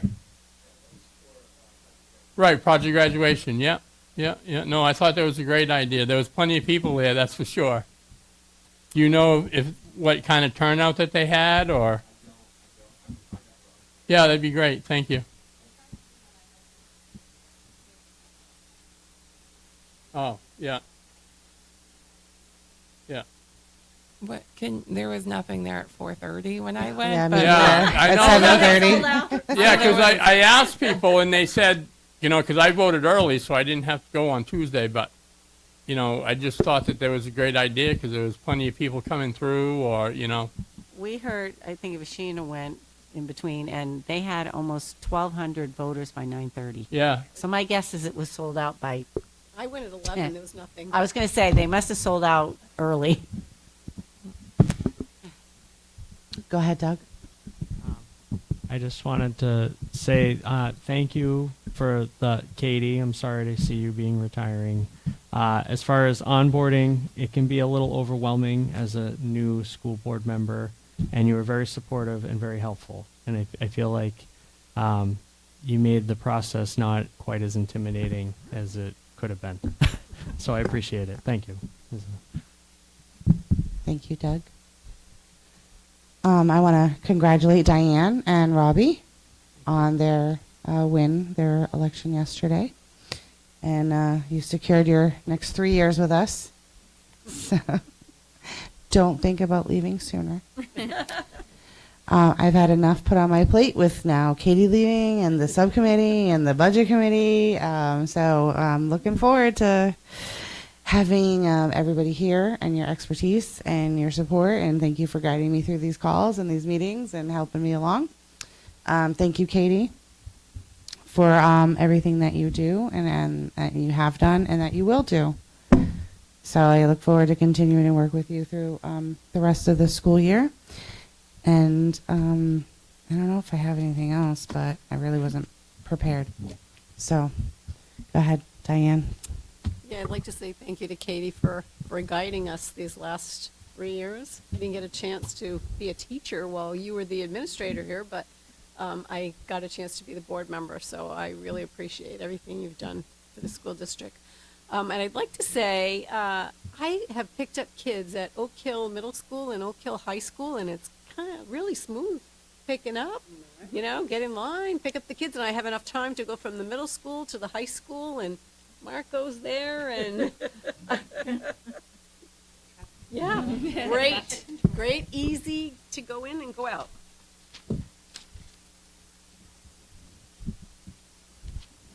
Any other board member comments? Thank you, Katie. I'm not ready to say goodbye yet, so I'm not going to do that publicly. However, I will say that I think we're off to a really good start of the school year. I know before we started school, there was a lot of questions, and we had some open positions, and people were really nervous, but I think it's been really seamless. And I will say I've noticed really an uptick in more people volunteering and wanting to be in our schools, and I've noticed that our buildings are open and really encouraging that, and I love to see that. So thank you. All right, thank you, Christy. We have our next meeting. We had originally planned for a special budget meeting November 13th. However, that is no longer necessary. So our next regular board meeting is November 20th. And unless there is any objection, I declare the meeting adjourned at 8:33 p.m. Thank you and have a great night. Good work, everybody. Laura? She's not leaving. Okay. Oh, it hasn't gone this way. I think she's getting water. Are you gonna have like attendance, like how many kids in each grade level? So yes, that's the 55 next, bucks on yeah. Amazon. Well, I have October 1 count for you guys next Times meeting. 9 board members, that's almost $500. Yeah, we'll have all that. I just gotta make sure.